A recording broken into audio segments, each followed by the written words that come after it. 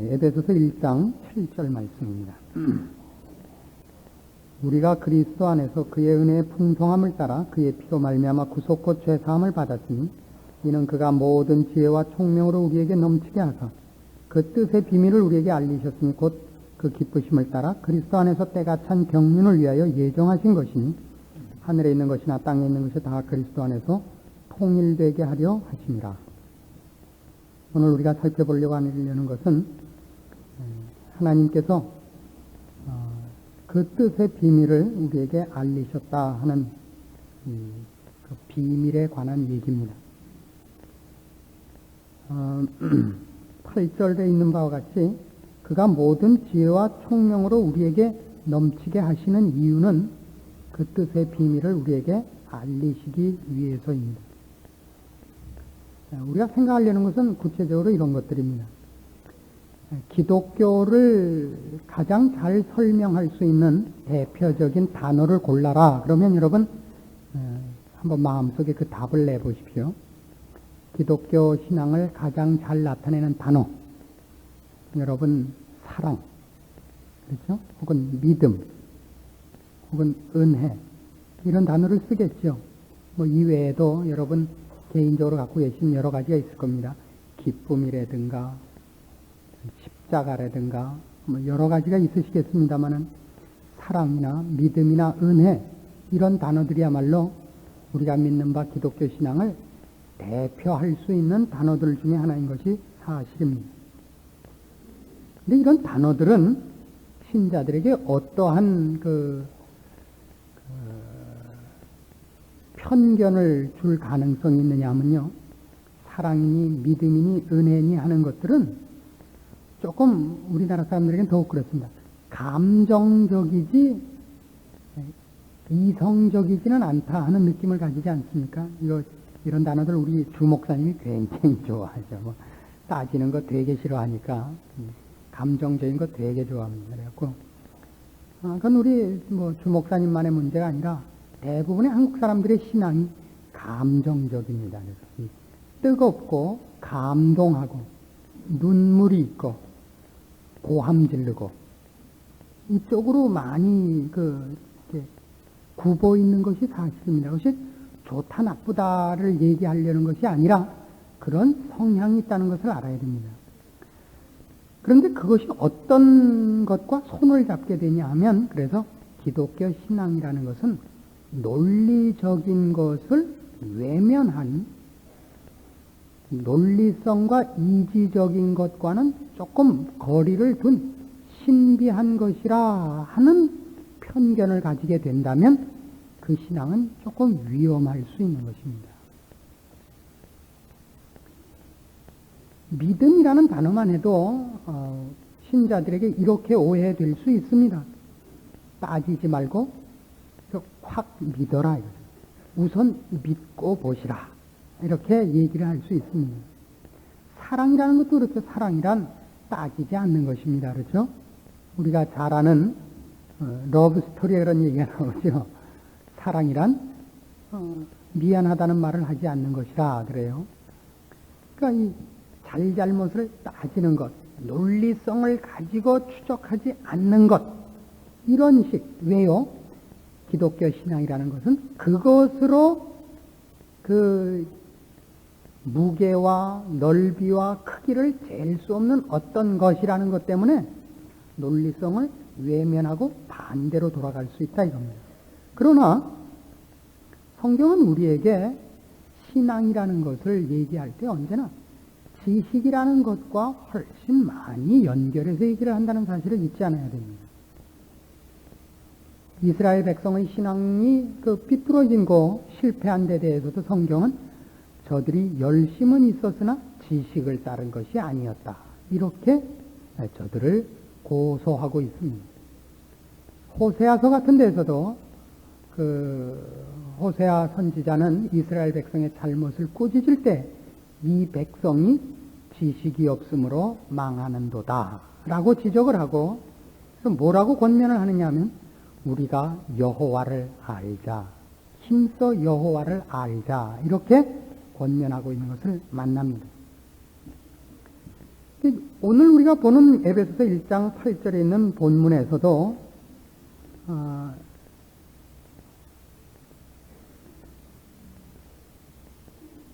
그 8절에 있는 바와 같이 지혜와 총명으로 우리에게 넘치게 하신 이유는 9절에 있는 바와 같이 그 뜻의 비밀을 우리에게 알리시기 위함인 것입니다.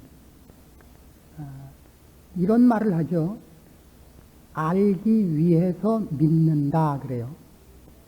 믿기 위해서 알고 알기 위해서 믿습니다.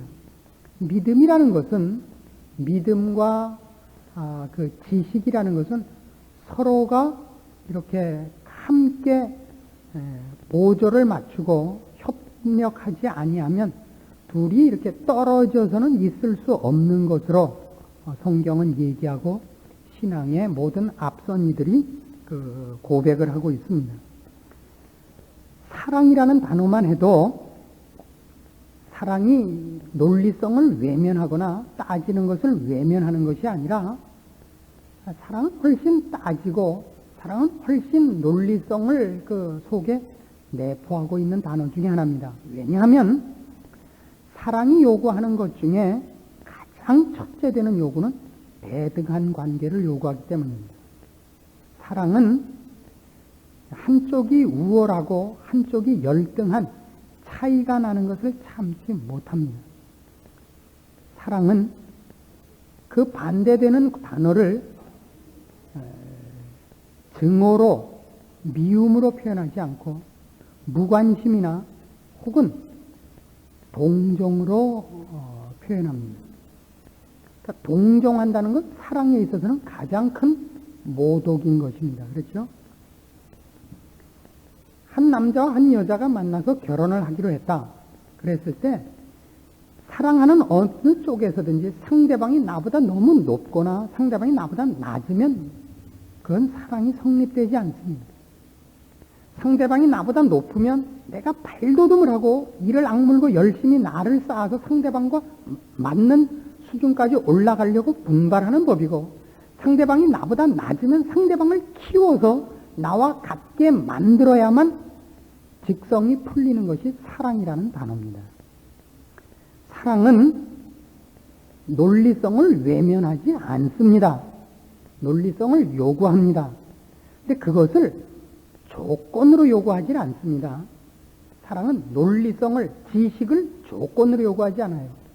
배웠다라든가 똑똑하다는 걸 요구하지는 않습니다만은, 조건으로 요구하지는 않습니다만은, 결국은 상대방을 납득시키고 어느 수준까지 키우는 욕심을 갖고 있기 때문에 조건으로는 요구를 하지 않아도 결과는 요구를 하는 법입니다. 그래서 논리성이나 지식을 외면하는 사랑은 없습니다. 논리성과 지식을 조건으로서 요구하지 않을 뿐이죠. 말하자면 우리가 지금 기독교 신앙의 대표적인 단어들을 논할 때에 그 단어들이 어찌 보면 지식, 지성과는 거리가 멀어 보이고 지성적인 것과는 결별하고 있는 듯한 느낌을 주지만 그렇지 않다는 것을 우리가 분명히 하고 이 문제를 파악해야 된다 이겁니다. 그러니까 믿는다는 것은 도박이 아닙니다. 여기다가 돈을 놓을까 여기다가 놓을까 하다가 기분 내키는데도 대로 어디다 한번 이렇게 운명을 시험해 보는 것을 믿음이라 그러지 않습니다. 믿음은 알고 그래서 신뢰하고 120% 확신이 서는 것을 믿음이라 그럽니다.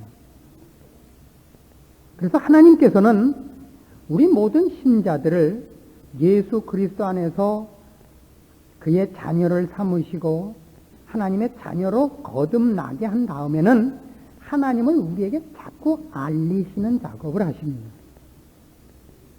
신자들이 겪는 모든 인생살이 속에는 그래서 그 안에 언제든지 하나님이 누구신가를 이해하는 것과 불가분의 관계를 가집니다.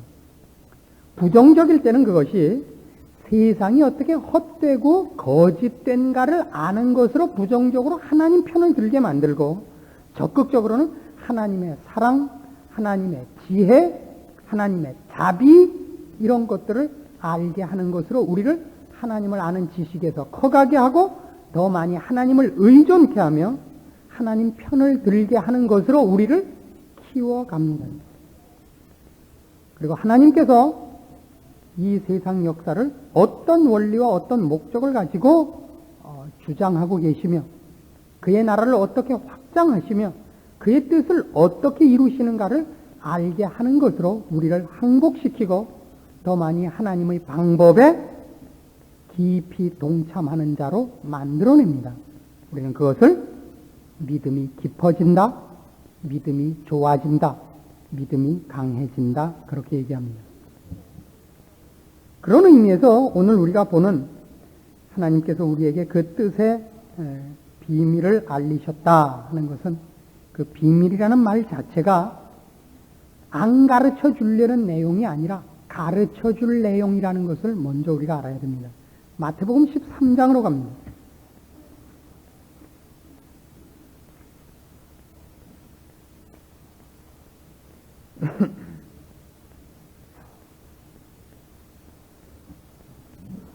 마태복음 13장 10절입니다.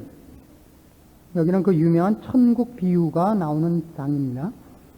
10절 제자들이 예수께 나와 가로되 어찌하여 저희에게 비유로 말씀하시나이까? 대답하여 가라사대 천국의 비밀을 아는 것이 너희에게는 허락되었으나 저희에게는 아니 되었나니 무릇 있는 자는 받아 넉넉하게 되되 무릇 없는 자는 그 있는 것도 빼앗기리라. 여기 분명히 하나님의 자녀들에게는 천국의 비밀을 아는 것이 허락되어 있고 알아야 되는 것으로 요구받고 있는 것을 보게 됩니다. 로마서 16장으로 가보시죠. 사도 바울이 자신에 대한 자신의 사도직에 대한 묘사를 이렇게 하는 걸 봅니다. 16장 25절 로마서 16장 25절 나의 복음과 예수 그리스도를 전파함은 영세전부터 감추었다가 이제는 나타내신 바 되었으며 영원하신 하나님의 명을 쫓아 선지자들의 글로 말미암아 모든 민족으로 믿어 순종케 하시려고 알게 하신 바 그 비밀의 계시를 쫓아 된 것이라 그래요. 그러니까 사도 바울이 사도로 부름을 받은 이유는 뭐냐 그러면 믿음이 좋아서가 아니라 물론 믿음이 좋죠. 하나님을 향한 열심이 있어서가 아니라 하나님께서 우리에게 그 뜻을 하나님 마음속에 있는 계획들을 알게 하시려는 뜻이 있었기 때문에 우리에게 하나님이 갖고 계시는 뜻을 가르쳐 주려는 의사가 있었기 때문에 사도라는 직분을 만들어냈기에 그가 사도로 부름을 받을 수 있었다 이거예요. 이거랑 같죠. 공부를 잘해야 대학을 갑니다. 그렇죠? 그러나 더 중요한 것은 대학이 있어야 대학을 가죠. 공부를 잘하건 말건 대학이 있어야 갈 거 아니에요. 어떤 분이 이런 얘기를 해요. 먹는 걸 밝히시는 분이에요. 저한테 이런 수수께끼를 냈습니다. 식사를 할 때 무엇부터 잡는가? 내가 한참 고민을 했어요. 숟갈부터 잡는다 그래야 되나? 젓갈부터 잡는다 그래야 되나? 그랬더니 답이 뭔지 아세요? 자리부터 잡는다. 그렇죠? 지금 바울이 자신의 사도직을 얘기할 때 하나님이 어떻게 나를 사도로 불렀느냐, 내가 어떻게 사도 되기에 부족했지만 하나님이 은혜로 나를 불렀느냐 그 얘기를 하지 않고 더 깊이 하나님이 모든 신자에게 하나님 마음속에 있는 비밀을 가르쳐 주려는 마음이 있었기 때문에 사도를 불러낸 것이다 이거예요. 가르쳐 줄 마음이 없어서 사도를 만들었을 리가 없죠. 그러니까 이 비밀이라는 것은 그래서 감춘다는 데 뜻이 있지 않습니다. 왜 지금 비밀을 우리가 배운다 하는 데 있어서 제가 자꾸 이쪽 면을 치고 나오느냐 하면 신자들에게 있어서는 결국 어떤 오해와 그 신앙상의 그 올무가 생기느냐 하면 나중에 이런 분이 꼭 생겨요. 어떤 사람은 그 비밀을 알고 어떤 사람은 모른다. 그런 계급을 만드는 사람이 꼭 생깁니다. 뭐든지 그래요. 한동안은 이랬죠. 이 방언을 하는 사람과 방언을 하지 못하는 사람은 구원은 받지만 같은 구원은 아니다. 한동안 또 이게 말썽이 됐던 시절이 있었습니다. 기억나십니까? 마찬가지로 이걸 비밀을, 하나님께서 우리에게 그의 비밀을 알리셨다 그랬을 때 이 비밀이라는 말 자체가 벌써 감추고 있다는 뜻이니까 누구에게나 알게 하면 그게 왜 비밀이겠는가? 그러니까 그 비밀을 아는 사람은 어떤 계급 이상이어야 된다. 이렇게 이걸 나눌까봐 제가 겁이 납니다. 왜 그런 나누는 데 대해서 또 사람들이 솔깃해지느냐 하면 처음부터 기독교 신앙이라는 것은 논리적인 차원보다는 감정적인 차원, 신비로운 차원에서 이해하려는 편견이 본성적으로 모든 사람에게 있기 때문이거든요. 그 기독교 신앙을 대표하는 단어들도 믿음이니 사랑이니 은혜니 이것들이 논리성을 떠나 있는 것 같이 우리에게 그 느낌이 오지 않느냐 이겁니다. 그렇기 때문에 이 비밀을 알게 한다 그러면 그건 뭔가 좀 다른 사람들, 뭐 적어도 장로 이상, 뭐 금식 기도를 3회 이상 한 사람, 이런 스스로도 모르게 그런 어떤 편을 갈라놓을 수 있다고요. 그러나 지금 보시는 바와 같이 이 비밀은 신자들에게 있어서는 누구에게는 주고 누구에게는 안 주고 하는 그런 등급이 없는, 차이가 없는, 차별함이 없는 것이라는 걸 알게 되고, 더더욱 그것을 알려주기를, 모두에게 알려주기를 하나님이 기뻐하시고 있다는 것을 지금 우리가 찾아본 성경 구절에서 확인합니다. 그럼 그것이 왜 비밀이냐? 왜 비밀이라는 단어를 굳이 사용하느냐? 이런 이유 때문입니다. 고린도전서 1장으로 갑시다.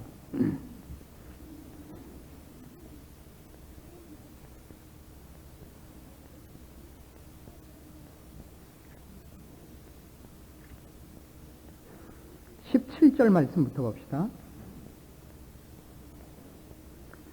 그리스도께서 나를 보내심은 세례를 주게 하려 하심이 아니 오직 복음을 전케 하려 하심이니 말의 지혜로 하지 아니하면 그리스도의 십자가가 헛되지 않게 하려 함이라.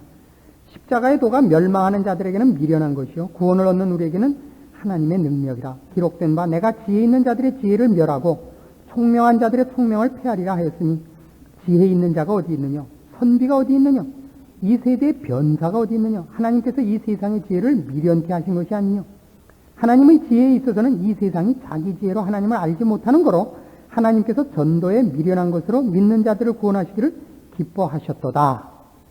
이게 왜 비밀이라는 단어가 붙여지느냐 그러면 믿는 자들 내에 이 더 깊은 것을 아는 자와 거기까지는 도달하지 못한, 우리 옛날 학교 다닐 때 있었던 우반과 돌반, 아시죠?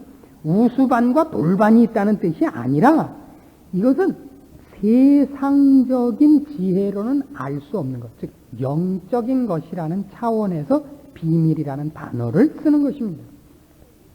세상적 지혜, 즉 자연인의 이해력으로는 이해가 되지 않는 것이라는 차원에서 비밀이라는 단어를 쓰는 겁니다. 일반 학문으로는 성경이 얘기하는 진리와 답을 찾아낼 수 없다는 차원에서 비밀이라는 단어를 붙이고 있는 것입니다. 그러나 신자들에게 있어서는 이것은 더 이상 비밀이 아니며 누구는 얻고 누구는 못 얻는 문제가 아닌 모두에게 허락되어 있고, 그리고 모두가 더 깊이 더 많이 알아야만 되는 책임이요 권리인 것들인 것입니다. 그래서 이것을 우리가 비밀이란 단어를 사용한다고 해서 어떻게 하면 알 수 있는가 하는 것을 계급적으로나 어떤 신자들 사이에 어떤 차별을 두는 식으로 생각하는 것은 아주 옳지 않은 생각이고, 자연인의 경우에는 알 수 없다는 뜻에서 비밀이란 단어를 사용하였으며, 그리고 신자는 이것을 알아가야 되는 책임을 갖고 있다는 차원에서 우리는 훨씬 열심을 내야 된다는 것을 압니다. 그래서 이 고린도전서 2장에서도 이 복음을 전할 때 사도 바울이 무엇을 제일 걱정을 하느냐 하면, 고린도전서 2장 1절부터 봅니다. 형제들아, 내가 너희에게 나아가 하나님의 증거를 전할 때 말과 지혜의 아름다운 것으로 아니하였나니 내가 너희 중에서 예수 그리스도와 그의 십자가에 못 박히신 것 외에는 아무것도 알지 아니하기로 작정을 했습니다. 내가 너희 가운데 거할 때 약하며 두려워하며 심히 떨었노라. 내 말과 내 전도함이 지혜에 권하는 말로 하지 아니하고 다만 성령의 나타남과 능력으로 하여 너희 믿음이 사람의 지혜에 있지 아니하고 다만 하나님의 능력에 있게 하려 하였노라. 그러니까 사도 바울이 제일 조심한 게 뭐냐면 가서 내가 말을 전할 때 저 사람들과 내가 지금 전하려는 얘기를 할 때 저 사람들을 어떤 차원에서 보지 않도록 조심을 해야 되느냐 하면 배웠다 못 배웠다의 차원에서 저 사람들을 대하지 않도록 조심해야 됐었습니다. 배운 사람들에게 얘기가 통했다면 그것은 더 이상 복음도 아니고 기독교 진리도 아닌 것입니다. 왜요? 기독교적 진리는 세상에서 배웠다는 것 때문에 더 잘 이해되는 것은 아니기 때문입니다. 여러분 납득하십니까?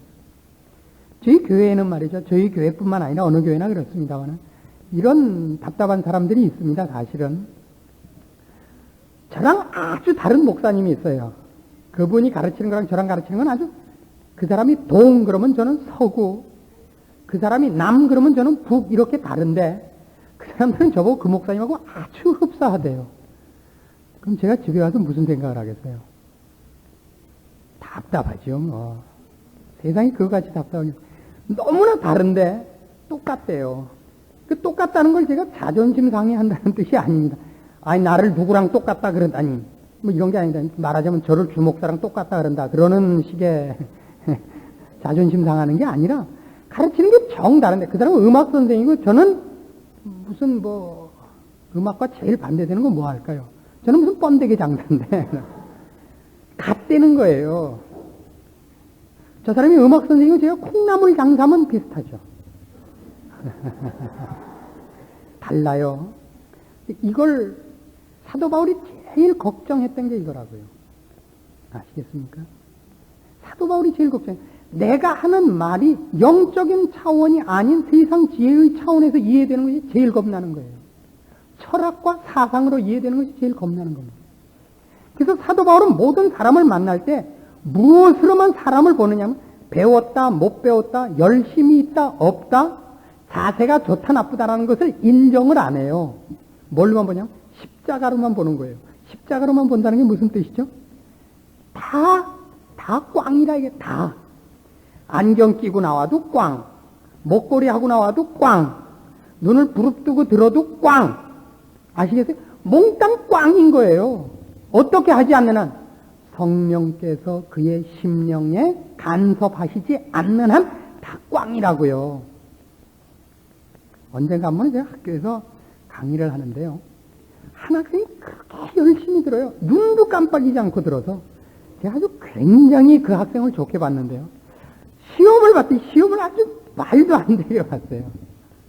그래서 제가 불렀습니다. 어쩌면 이럴 수 있느냐.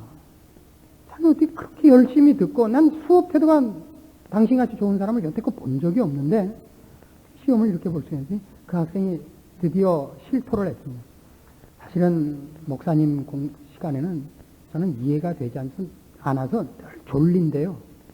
근데 목사님이 열심히 가르치는데 조는 게 너무 미안해서 그 졸음을 참느라고 있는 악을 다 써서 째려보고 있었답니다. 근데 저는 열심히 하는 줄 알았죠. 눈도 깜빡이지 않고 째려보고 있어서. 그 사람은 졸음을 쫓느라고 째려봤는데 우리는 그 이상도 그 이하도 아닙니다. 자연인이라는 것 말이죠. 그래서 사도 바울이 어떤 한 심령을 만날 때는 말이 통한다, 기호가 같다, 성격이 같다, 많이 배웠다라는 것은 절대 기준과 조건으로 삼지 아니하면서 작정을 한 거예요. 그 어떻게 하기로만 자기의 말과 지혜가 상대방에게 전달되지 않고 내가 전도하고 내가 가르칠 때 성령께서 그의 심령에 간섭하시기만을 바라는 마음으로 그는 그의 사역을 수행했다 그러는 겁니다. 그래서 고린도전서 3장에서는 이런 말을 하고 있습니다. 18절 말씀 갑니다. 고린도전서 3장 18절입니다. 이런 표현 재밌습니다. 아무도 자기를 속이지 말라. 너희 중에 누구든지 이 세상에서 지혜 있는 줄로 생각하거든 미련한 자가 되어라. 그리하여야 지혜로운 자가 되리라. 이 세상 지혜는 하나님께 미련한 것이니 기록된 바 지혜 있는 자들로 하여금 자기 괴기에 빠지게 하시느니라 하였고, 또 주께서 지혜 있는 자들의 생각을 헛것으로 아신다 하셨느니라. 이래서 이런 차원에서 성경이 비밀이라는 단어를 쓰는 것이지 신자들 사이에 계급을 정하거나 차별을 둔다는 차원에서 비밀이라는 단어를 쓰는 것은 없습니다. 이걸 명심하시고 여러분이 신앙생활을 하셔야 됩니다. 그래서 우리는 우리가 갖고 있는 것들, 우리가 알고 있는 것들이 우리가 결국 알아야 될 것의 시작인 것을 알고 우리가 시작한 것이 그 시작의 결국까지 한 선이라는 것을 압니다.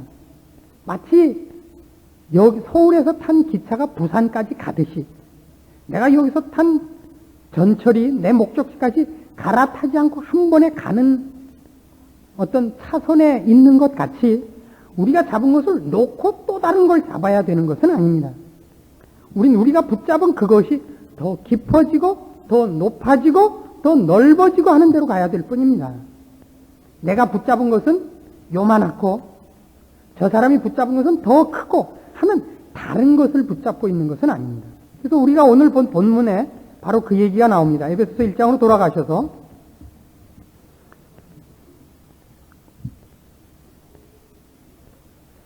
자, 그 뜻의 비밀을 어떻게 확대시키느냐 하면 그 뜻의 비밀이 뭐냐? 9절. 그 뜻의 비밀을 우리에게 알리셨으니 곧 그 기쁘심을 따라 그리스도 안에서 때가 찬 경륜을 위해 예정하신 것이니 하늘에 있는 것이나 땅에 있는 것이 다 그리스도 안에서 통일되게 하려 하심이라. 그리스도 안에서 온 우주가 통일되는 것이 그 뜻의 비밀을 한마디로 말하는 것입니다. 이건 역사, 개인, 온 우주 만물의 모든 조화, 존재, 모든 것이 이 안에 포함이 됩니다. 그것을 한두 마디로 이렇게 얘기한다고 해서 우리가 그걸 다 안다고 얘기할 수는 없죠. 이건 한꺼번에 쌓은 얘기죠. 그래서 이걸 위해서 바울이 이 신자들을 향하여 이런 기도문을 씁니다. 15절. 이를 인하여 주 예수 안에서 너희 믿음과 모든 성도를 향한 사랑을 나도 듣고 너희를 인하여 감사하기를 마지 아니하고 내가 기도할 때에 너희를 말하노라.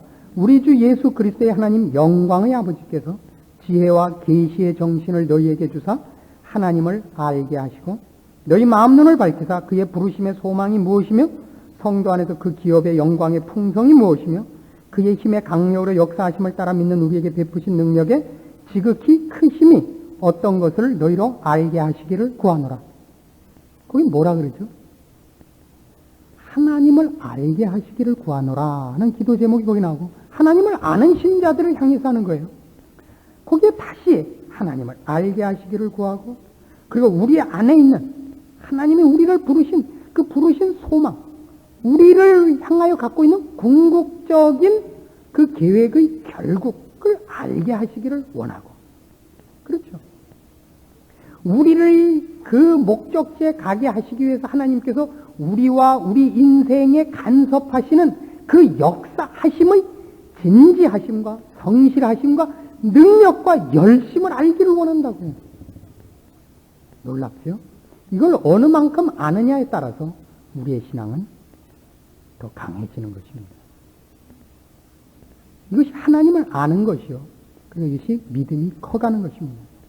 믿음을 매일 와서 기도한다고 커지는 것이 아닙니다. 기도를 제가 거부하는 것이 아니라 기도를 어떤 식으로 하느냐 하면 신자들이 신앙이 좋아지기 위해서 무슨 기도를 하느냐 하면 마땅히 생각해야 될 것을 생각하지 않는 자기 도취의 상태에 빠져들어가는 기도를 하기 일쑤입니다. 제가 몸이 나빠서 새벽 기도를 제가 잘 못합니다. 대신에 제가 따로 이 오전 중에 와서 그 교회에 와서 혼자 기도를 하는 경우가 가끔 있는데요. 가끔 어떤 분들이 오셔서 그 시간에 기도를 하시는 분들이 있습니다. 오늘 그분이 여기 앉으셨으면 상처받으시거나 오해하지 말고 명심해서 들어주시기를 바랍니다. 방언을 연습하시는 것 같이 제가 들었는데요. 방언을 사모하는 것은 제가 탓하지 않습니다. 그건 사모하셔서 좋습니다만 기도는 그렇게 하는 것이 100점짜리는 아닙니다. 한 50점쯤밖에 드릴 수가 없습니다. 왜냐하면 기도는 결국 내가 하나님께 나를 더 가깝게 하고 하나님의 요구에 나를 순종시키려는 하나의 신앙적인 훈련이요. 나를 항복시키는 훈련이요. 그리고 주의 말씀에 귀를 기울이려는 어떤 준비된 자세여야 됩니다. 내 열심과 절박함을 아우성치고 돌아가 버리면 기도는 아무것도 아닌 것이 됩니다. 왜요? 신앙이란 결국 하나님을 아는 것과 비례하지 내가 얼마나 가서 아우성을 쳤느냐와 비례하진 않습니다. 내가 절박함과 내 간절함을 호소하면 주께서 우리에게 가까이 하십니다. 그럼 불러놨으면 오신 분에게 귀를 기울여 들으시고 만나셔야 될 거 아니에요. 불러놓고 다 가신다고요. 그 50점이죠. 만점을 맞아서 50점입니다.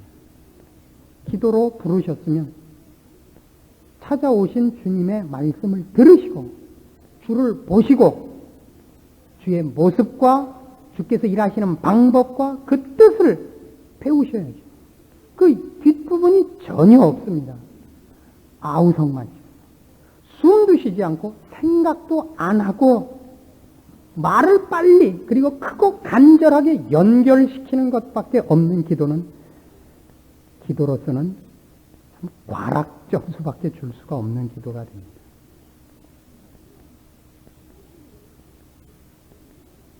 우리의 모든 기도와 모든 인생은 그 속에서 하나님을 알아가는 것으로 연결되지 않으면 아무 의미가 없습니다.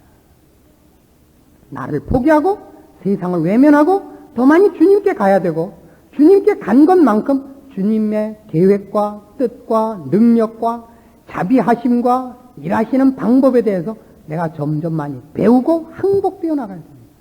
그것이 그의 비밀을 배우는 것이요, 주 안에서 커가는 것이요, 주를 아는 것이요, 강한 믿음에 서는 것입니다. 그래서 하나님이 요구하고 계시다는 것을 잊지 마십시오. 여러분의 간절함이 여러분의 신앙의 전부가 되지 않도록 조심하십시오. 귀 기울이실 줄 알아야 됩니다.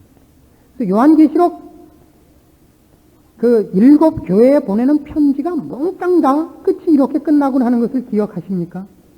귀 있는 자는 성령이 교회들에게 하시는 말씀을 들을지어다. 들을 줄 알아야 됩니다. 들을 줄 알아야 됩니다.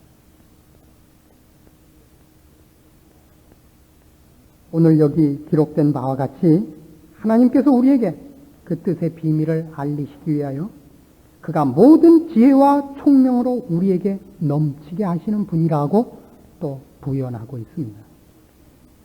참 하나님이 우리를 향하여 갖고 계시는 그 계획과 우리에게 주시려는 넘치는 복들과 우리를 사랑하시는 사랑이라는 건 대단한 것입니다. 우리는 보통 귀 기울이지 않고 하나님이 요구하시는 것과 상관없이 내가 목표를 정하고 내가 소원하는 것을 들어달라고 아우성을 치기 때문에 또 신자들의 신앙이 커지지도 못하고 깊어지지도 못하고 실패와 좌절과 엇갈림 속에서 그의 신앙을 가난하게 지내기 일쑤입니다. 오늘 주의 말씀을 들은 여러분은 그런 실패와 그런 손해가 없이 하나님을 알아나가시는 일에 실패 없으시기를 바라고 그 안에서 이 사도 바울과 같이 깊은 주님과의 교제의 자리, 그래서 그를 의지하여 승리하시며 강하고 굳센 믿음 속에 서시며 여러분이 사는 것이 내가 사는 것이 아니라 주께서 사는 것이라는 자랑스러운 고백이 나오는 자리까지 꼭 가도록 말씀을 따라 그 복받는 자리에 가시기를 권합니다. 기도하십시다. 하나님 아버지 은혜를 감사합니다. 우리를 사랑하시며 그래서 우리에게 하나님의 모든 뜻을 알리시기를 기뻐하시는 것을 이제 말씀을 통하여 배우고 감사드립니다. 우리가 기도하며 주를 가까이 하기를 소원한 것만큼 귀 기울이며 하나님의 뜻을 배우며 그 말씀에 순종하는 법을 훈련하게 도와주시옵소서. 주께서 계획하시는 것을 설명하시며 우리를 이해시키는 말씀에 무릎 꿇게 하사 항복하며 순종하며 인내하는 법을 먼저 배우게 하시고 우리의 고집과 우리의 소원을 주님의 뜻과 목적 앞에 무릎 꿇리는 작업이 있게 하시고 그리고 주께서 나와 내 인생을 주장하시는 일에 기쁨으로 순종하는 법을 배우게 하시옵소서. 주께서 우리에게 주시려고 하는 것이 우리가 요구하는 것보다 훨씬, 아니 비교할 수 없이 복되고 좋은 것인 줄 깨달아 주 앞에 늘 엎드리고 순종하고 그 뒤를 쫓으며 기쁜 마음으로, 감사하는 마음으로 우리 주님을 찬양하고 높이는 자리에 들어가는 힘 있는 신앙인, 건강한 신앙인, 강하고 뿌리 깊은 신앙인들이 다 되도록 주의 말씀을 들은 심령들을 지켜주시옵소서. 예수님의 이름으로 기도합니다. 아멘.